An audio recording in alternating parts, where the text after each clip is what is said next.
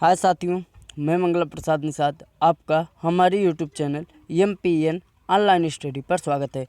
तो दोस्तों, आज हम बात करेंगे तुल्यकालिक मोटर। जी हाँ, तुल्यकालिक मोटर क्या होती है और सिंक्रोनस मोटर के बारे में बात करेंगे। जी हाँ, सिंक्रोनस मोटर के बारे में मोस्ट इंपॉर्टेंट क्वेश्चन जो कि हर बार लगभग एग्जाम में पूछे जाते हैं, हम उसी क्वेश्चन को लेकर आए हैं जो कि बहुत ही महत्वपूर्ण क्वेश्चन है। तो अगर आप ITI कर रहे हैं तो आप हमारे चैनल को जरूर सब्सक्राइब कर लें। साथियों, आपको हम बता दें, तुल्यकालिक मोटर और या सिंक्रोनस मोटर के जितने भी महत्वपूर्ण क्वेश्चन थे, हम सभी क्वेश्चन लेके आए हैं। अगर आप इतने क्वेश्चन को तैयार कर लेते हैं तो यकीन मानिए कि आपको सिंक्रोनस मोटर से कहीं भी एक क्वेश्चन जो है नहीं रुकेगा कि आपको ना पता हो। तो चलिए बात करते हैं सिंक्रोनस मोटर के बारे में। अगर आप हमारे चैनल पर नए हैं तो प्लीज़ चैनल को सब्सक्राइब करना मत भूलिएगा। यह जो टॉपिक है साथियों, electrical second year, electronic second year और इलेक्ट्रीशियन सेकेंड ईयर वालों का है। तो चलिए देखते हैं पहला क्वेश्चन क्या है। आप कमेंट बॉक्स में बताएंगे आपको कितने क्वेश्चन के आंसर जो है पता थे। तो साथियों, यहाँ पर आप देख रहे हैं NCVT 2017 का आया हुआ क्वेश्चन है। पहला क्वेश्चन है, जब उत्तेजना बढ़ जाती है या अति उत्साहित होती है तो तुल्यकालिक जनरेटर पर संचालित होता है। जी हाँ, जब उत्तेजना बढ़ जाती है और अति उत्साहित होता है तो तुल्यकालिक जनरेटर पर संचालित होता है। ऑप्शन ए है एकता पावर कारक संचालित होता है। ऑप्शन बी है लैगिंग पावर कारक। ऑप्शन सी है लीडिंग शक्ति कारक। ऑप्शन डी है उपरोक्त में से कोई नहीं। जी हाँ, जब उत्तेजना बढ़ जाती है तो जनरेटर पर क्या संचालित होता है साथियों? जनरेटर पर जो है ऑप्शन बी आपका राइट आंसर है, लैगिंग पावर कारक जो है संचालित होता है। तो चलिए अगले क्वेश्चन पे बात करते हैं साथियों। बहुत ही मोस्ट इंपॉर्टेंट वीडियो है, आप लास्ट तक जरूर बने रहिए और कमेंट बॉक्स में जरूर आप हमें बताएंगे कि आपको कितने क्वेश्चन के आंसर जो हैं पता थे। अगला क्वेश्चन है साथियों, एक तुल्यकालिक जनरेटर में अगर यांत्रिक इनपुट में वृद्धि हुई है तो लगातार उत्तेजना के साथ लोड कोण में क्या होगा? जी हाँ, जब तुल्यकालिक जनरेटर में अगर यांत्रिक इनपुट में वृद्धि होती है तो लगातार जो उत्तेजना के साथ लोड कोण में क्या होगा? ऑप्शन है आपका वृद्धि होगा, ऑप्शन बी है कमी होगा, ऑप्शन सी है या तो वृद्धि होगा, ऑप्शन डी है उपरोक्त में से कोई नहीं। तो आपका जो राइट आंसर है साथियों क्या है? राइट आंसर आपका ए होगा, वृद्धि होगा। जी हाँ, लोड कोण में भी वृद्धि होगी। और बहुत ही मोस्ट इंपॉर्टेंट क्वेश्चन है, जैसे कि आप देख रहे हैं अभी NCVT 2017 का आया हुआ क्वेश्चन है। हम जितने भी क्वेश्चन लेके आए हैं वो लगभग हर बार एग्जाम में ज़रूर पूछे गए हैं। तो चलिए आगे हम बात करते हैं अगले क्वेश्चन पर। अगला क्वेश्चन है, अचानक आवेदन या तुल्यकालिक मोटर में लोड हटाने के कारण संतुलन की स्थिति के बारे में मोटर का दोलन कहलाता है। जी हाँ, अचानक जो तुल्यकालिक मोटर का लोड होता है हटने के कारण जो संतुलन की स्थिति के बारे में मोटर का जो दोलन होता है वह क्या कहलाता है? ऑप्शन ए है आपका हंटिंग, ऑप्शन बी है स्विंगिंग, ऑप्शन सी है गैलोर्पिंग और ऑप्शन डी है ए व सी दोनों। जी हाँ साथियों, राइट आंसर आपको बतानी है कौन सा है। तो साथियों, इसमें राइट आंसर जो होगा आपका दो होगा। कौन? डी आपका राइट आंसर है, ए व सी दोनों। जी हाँ, मोटर का जो दोलन होगा साथियों वह हंटिंग भी कहलाता है और गैलोर्पिंग भी कहलाता है। तो चलिए अगले क्वेश्चन पे चलते हैं। अगले क्वेश्चन के बारे में बात करते हैं, मोस्ट इंपॉर्टेंट क्वेश्चन है, आप लास्ट तक वीडियो पर बने रहें। अगला क्वेश्चन है, वर्ग निकालना अच्छे तुल्यकालिक प्रतिक्रिया अनुपात है। जी हाँ, वर्ग निकालना जो अच्छे तुल्यकालिक प्रतिक्रिया का अनुपात क्या होता है? यह भी देख लीजिए आप, 2017 का आया हुआ क्वेश्चन है। जी हाँ, NCVT 2017 में आया हुआ है। ऑप्शन ए है आपका Imax भी सॉरी दोस्तों, ऑप्शन ए है Vmax अपान Imax, ऑप्शन बी है आपका V मिनिमम अपान Imax, ऑप्शन सी है Vmax I मिनिमम और ऑप्शन डी है V minimum upon I minimum. तो आपका इसमें राइट आंसर कौन होगा साथियों? तो राइट आंसर जो है आपका इसमें बी है, right answer V minimum upon I max. तो चलिए हम अगले क्वेश्चन पे बात करते हैं, पांचवा क्वेश्चन जो कि मोस्ट इंपॉर्टेंट क्वेश्चन। यह क्वेश्चन भी आप देख सकते हैं NCVT 2017 का आया हुआ क्वेश्चन है। एक तुल्यकालिक मोटर तुल्यकालिक टार्क विकसित कर सकती है। जी हाँ, जो तुल्यकालिक मोटर होता है वह तुल्यकालिक टार्क जो है विकसित कर सकता है कि कैसे, लोड के तहत। ऑप्शन बी है जब अति उत्साहित हो, जब अति उत्साहित हो। ऑप्शन सी है केवल तुल्यकालिक गति से, और ऑप्शन डी है तुल्यकालिक गति से नीचे या ऊपर। तो आपका राइट आंसर कौन सा होगा साथियों? आपका राइट आंसर जो होगा वह सी होगा, तुल्यकालिक गति से। जी हाँ, केवल तुल्यकालिक गति से ही टार्क को विकसित कर सकती है।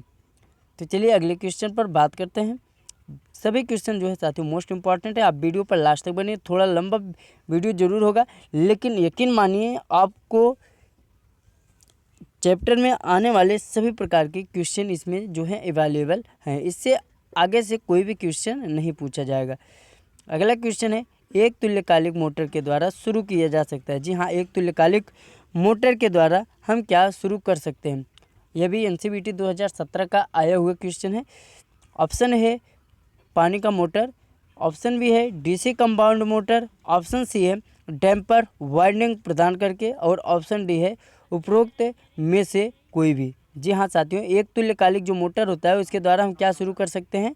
उसके द्वारा हम पानी मोटर भी चालू कर सकते हैं, डीसी कंपाउंड मोटर भी चालू कर सकते हैं, डैम्पर वाइंडिंग प्रदान करके भी चालू कर सकते हैं।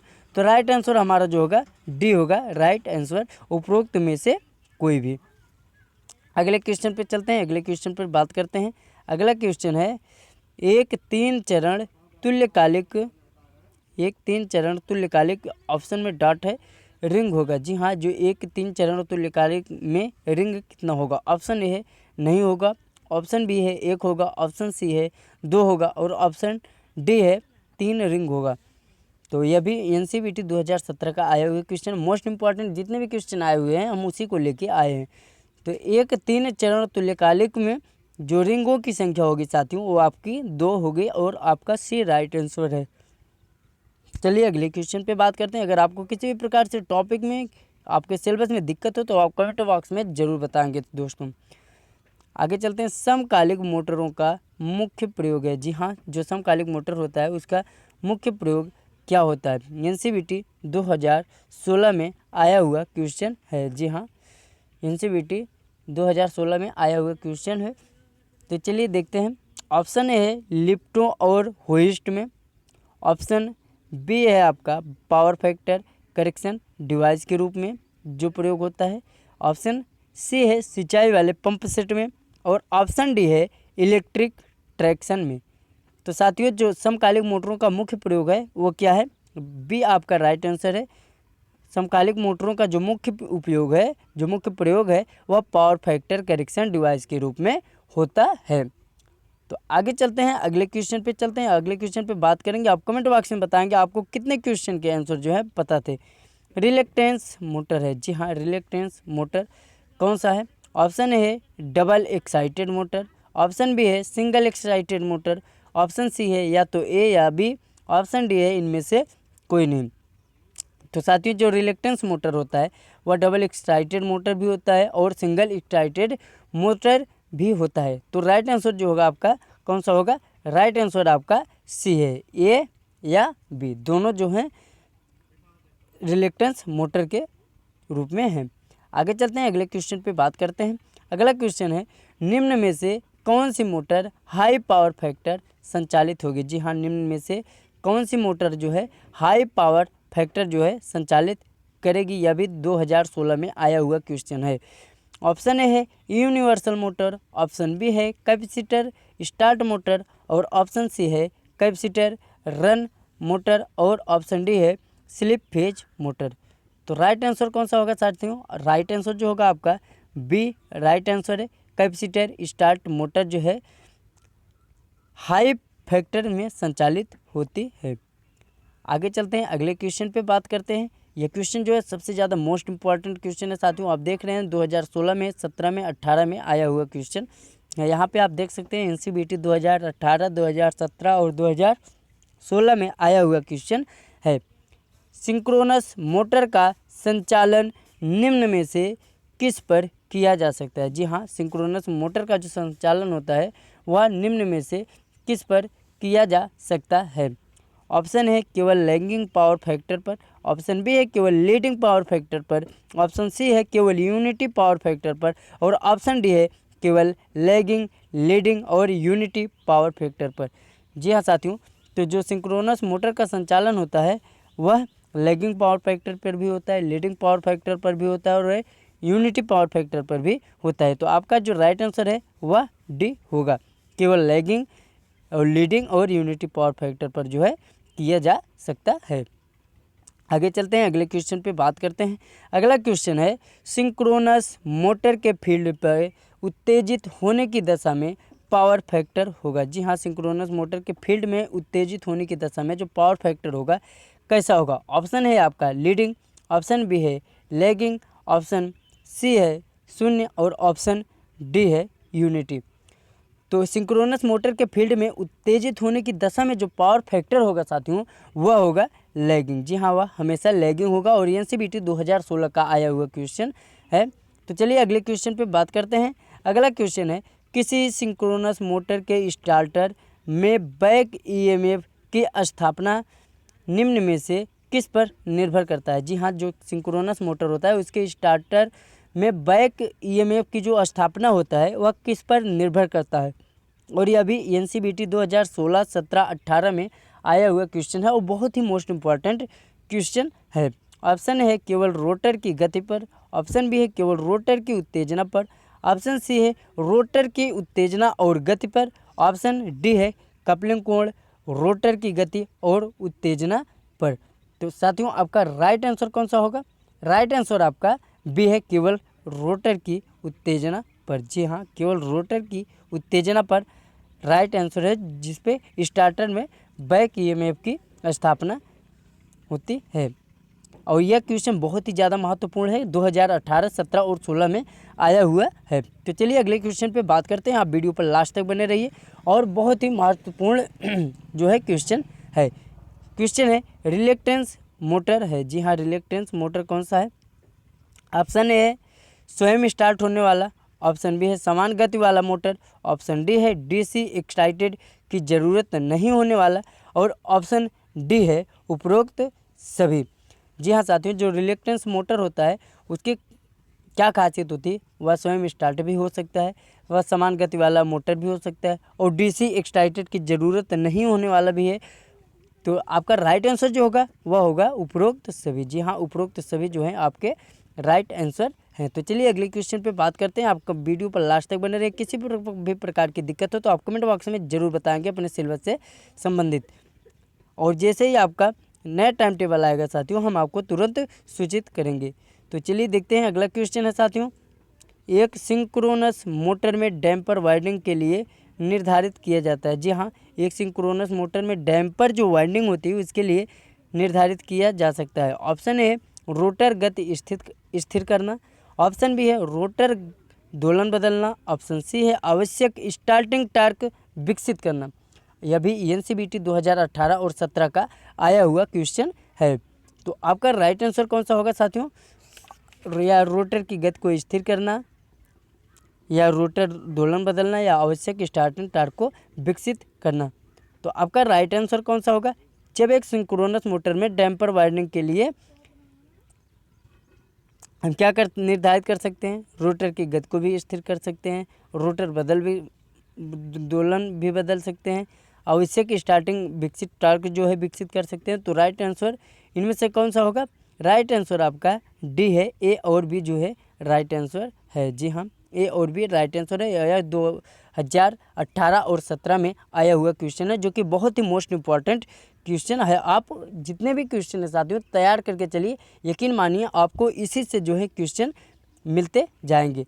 आगे चलते हैं, अगले क्वेश्चन पे बात करते हैं। 16वां क्वेश्चन है जब एक सिंक्रोनस मोटर पर भार बढ़ता है। जी हाँ, जब एक सिंक्रोनस मोटर पर भार बढ़ता है तो उपलब्ध आर्मेचर की धारा जो है बढ़ती है। यह क्या है। जब हम एक सिंक्रोनस मोटर पर भार बढ़ाते हैं तो उपलब्ध आर्मेचर में जो है धारा भी बढ़ती है। यह क्या होता है। तो ऑप्शन ए है आपका सामान्य उत्तेजित, सामान्यतः जो है उत्तेजित होता है, ऑप्शन बी है आपका ओवर उत्तेजित, और ऑप्शन सी है कम उत्तेजित, और ऑप्शन डी है उपरोक्त सभी।